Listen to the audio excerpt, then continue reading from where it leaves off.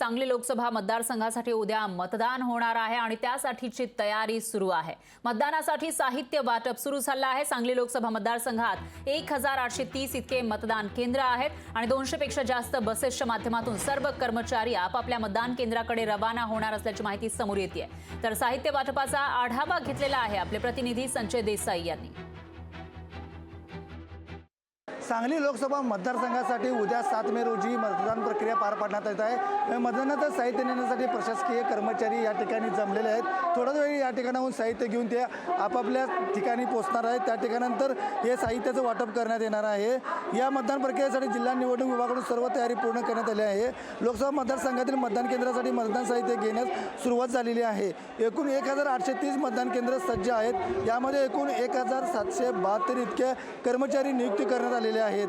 तसेच विधानसभा क्षेत्रांनी या मतदान केंद्रासाठी साहित्य वाटप केले जात आहे।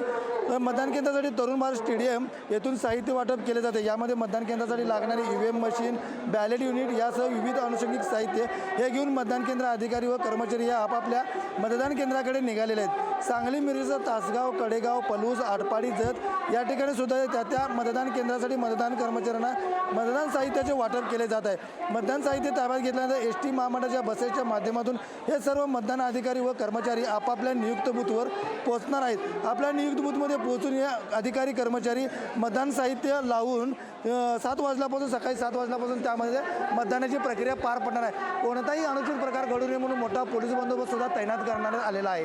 कॅमेरामॅन योगेशसह संजय देसाई, लोकशाही मराठी, सांगली। लोकशाही मराठी ऐका, पहा, जागरूक रहा।